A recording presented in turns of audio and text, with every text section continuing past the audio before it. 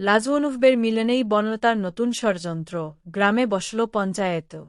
আমরা এমনটাই দেখতে পারব আজকের পর্বে। বিস্তারিত জানতে ভিডিওটি দেখতে থাকুন। ঠাম্মি এবং বলরামের মধ্যস্থতায় অবশেষে অনুভব আর লাজুর দীর্ঘদিনের ভুল বোঝাবুঝির অবসান ঘটে। এতদিন ধরে তাদের মাঝখানে যে দূরত্ব তৈরি হয়েছিল, সেই দূরত্ব যেন এক মুহূর্তেই ভেঙে যায়।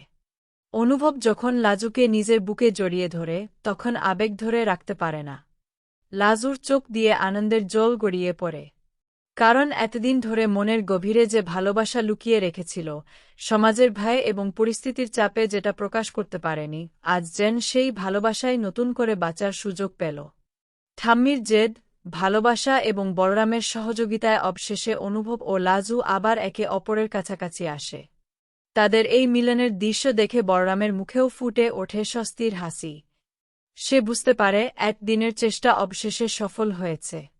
কিন্তু এই আনন্দের দৃশ্যই যেন বনলতার মনে আগুন জ্বালিয়ে দেয়। দূর থেকে অনুভব আর লাজুর মিলন দেখতে পেয়ে তার পায়ের তলার মাটি সরে যায়। সে কোনোভাবেই মেনে নিতে পারে না যে লাজু আবার অনুভবের জীবনে ফিরে এসেছে। বনলতার মনে তখন একটাই চিন্তা, কিভাবে এই নতুন সুখের মুহূর্তকে আবার ভেঙে চুরমার করা যায়। আর সেই পরিকল্পনায় তার সঙ্গী হয় সুদীপ।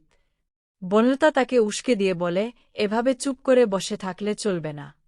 লাজুর জীবনকে এমনভাবে অতিষ্ঠ করে তুলতে হবে, যাতে সে শান্তিতে ডাক্তারি পড়া শেষ করতে না পারে এবং কোনোভাবেই অনুভবের সঙ্গে নতুন করে জীবন শুরু করতে না পারে। বনলতা আর সুদীপের প্ররোচনায় শুরু হয় নতুন ষড়যন্ত্র। গ্রামের কিছু কুচক্রী মানুষকে নিজেদের পক্ষে আনার চেষ্টা শুরু করে তারা। লাজুর চরিত্র নিয়ে অপপ্রচার চালিয়ে সমাজের চোখে তাকে ছোট করার পরিকল্পনা করা হয়। উদ্দেশ্য একটাই, লাজুর সম্মান নষ্ট করা এবং অনুভবের সঙ্গে তার সম্পর্ককে সমাজের সামনে প্রশ্নবিদ্ধ করে তোলা। অন্যদিকে এসব ষড়যন্ত্রের কিছুই জানতে পারে না অনুভব আর লাজু। তারা তখন নিজেদের ভবিষ্যৎ নিয়ে নতুন স্বপ্ন দেখতে শুরু করেছে। লাজু তার পড়াশোনায় আরও মনোযোগী হয়ে ওঠে। কারণ তার স্বপ্ন শুধু অনুভবের সঙ্গে সংসার করা নয়, নিজের পায়ে দাঁড়ানো এবং একজন শিক্ষিত মানুষ হিসেবে নিজেকে প্রমাণ করা। সে প্রমাণ করতে চায়, সে কারও করুণার পাত্রী নয়। নিজের যোগ্যতা এবং পরিশ্রম দিয়ে সে নিজের পরিচয় তৈরি করবে। অন্যদিকে অনুভব তার বিদেশ যাওয়ার সিদ্ধান্ত পুরোপুরি বাতিল করে দেয়। সে স্পষ্ট বুঝে গেছে, লাজুকে একা রেখে সে কোথাও যেতে পারবে না। লাজুর পাশে থেকে তার স্বপ্ন পূরণে সাহায্য করাই এখন তার সবচেয়ে বড় লক্ষ্য। ঠাম্মিও তাদের এই নতুন সম্পর্ক দেখে অত্যন্ত খুশি। তিনি অনুভব এবং লাজুকে আশীর্বাদ করেন এবং মনে মনে প্রার্থনা করেন, যেন তাদের সুখের সংসারে আর কারও নজর না লাগে। কিন্তু সুখের এই সময় খুব বেশিদিন স্থায়ী হয় না। একদিন কলেজ থেকে বাড়ি ফেরার পথে হঠাৎ লাজুর সামনে এসে দাঁড়ায় সুদীপ এবং তার কয়েকজন সাংপাং। তারা লাজুকে নানা কুরুচিকর কথা বলতে শুরু করে। সুদীপ হুমকি দিয়ে বলে, এত সহজে লাজু অনুভবকে নিজের করে নিতে পারবে না। সমাজের সামনে তাকে মুখ দেখাতে দেওয়া হবে না। প্রথমে পরিস্থিতিতে কিছুটা ভয় পেলেও এবার আর আগের মতো চুপ করে থাকে না লাজু। সে সাহসের সঙ্গে সুদীপের মুখের উপর জবাব দেয়। স্পষ্ট জানিয়ে দেয়, অন্যায়ের কাছে সে কোনো দিন মাথা নত করবে না। লাজুর এই প্রতিবাদী রূপে সুদীপ আরও ক্ষিপ্ত হয়ে ওঠে। সে হুমকি দেয়, গ্রামের মোড়লমাতব্বরদের ডেকে পঞ্চায়েত বসানো হবে এবং সেখানে অনুভব ও লাজুর সম্পর্ক নিয়ে চূড়ান্ত সিদ্ধান্ত নেওয়া হবে। ঠিক তখনই সেখানে এসে হাজির হয় অনুভব। পরিস্থিতি দেখে তার রাগ চরমে ওঠে।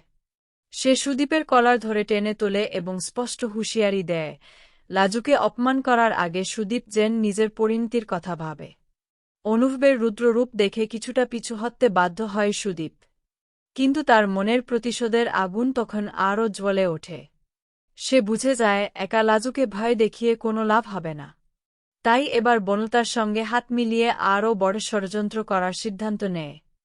বনলতা ও সুদীপ এবার সরাসরি অনুভবের উপর আঘাত করার পরিকল্পনা করে।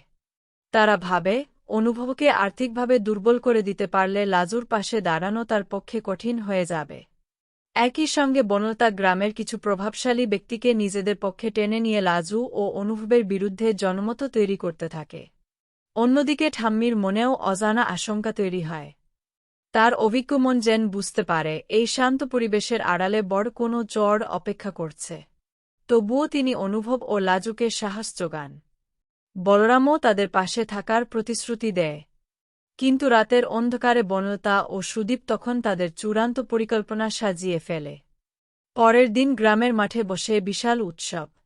চারদিকে রঙিন আলো, মাইকের আওয়াজ এবং মানুষের ভিড়। সবাই আনন্দে মেতে থাকলেও কেউ জানে না, এই উৎসবের মাঝেই লাজুর সম্মান নিয়ে এক বড় নাটক শুরু হতে চলেছে। বনলতা আগের রাতেই কয়েকজন প্রভাবশালী মডেল ও মাতব্বরকে ভুল বুঝিয়ে নিজের পক্ষে নিয়ে নিয়েছিল। তাদের বোঝানো হয়েছিল, লাজু ও অনুভবের সম্পর্ক নাকি গ্রামের সম্মান নষ্ট করছে। উৎসবের মাঝখানে হঠাৎ মাইক হাতে তুলে নেয় কয়েকজন মডেল। তারা জনসমক্ষে লাজু ও অনুভবের দিকে আঙুল তুলে নানা অভিযোগ করতে শুরু করে। চারপাশের মানুষ অবাক হয়ে যায়। মুহূর্তের মধ্যে উৎসবের আনন্দ বদলে যায় উত্তেজনায়। ভিড়ের মধ্যে শুরু হয় গুঞ্জন। কেউ কেউ না জেনেই লাজুর বিরুদ্ধে মন্তব্য করতে শুরু করে। কিন্তু এবার লাজু ভয় পায় না।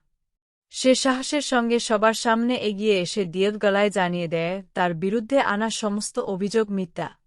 যারা এসব কথা বলছে তাদের পেছনে কারা রয়েছে সেটাও সবাইকে বুঝতে হবে। লাজু স্পষ্ট বলে, সে নিজের পড়াশোনা করছে, নিজের পায়ে দাঁড়ানোর চেষ্টা করছে এবং কারও ক্ষতি করেনি। বরং তার ব্যক্তিগত জীবন নিয়ে যারা নোংরা রাজনীতি করছে তারাই সমাজের আসল ক্ষতি করছে। লাজুর সাহসী কথা শুনে ভিড়ের মধ্যেও কিছু মানুষ তার সমর্থনে এগিয়ে আসে। তারা বুঝতে শুরু করে এই ঘটনার পেছনে নিশ্চয়ই অন্য কোনো উদ্দেশ্য রয়েছে।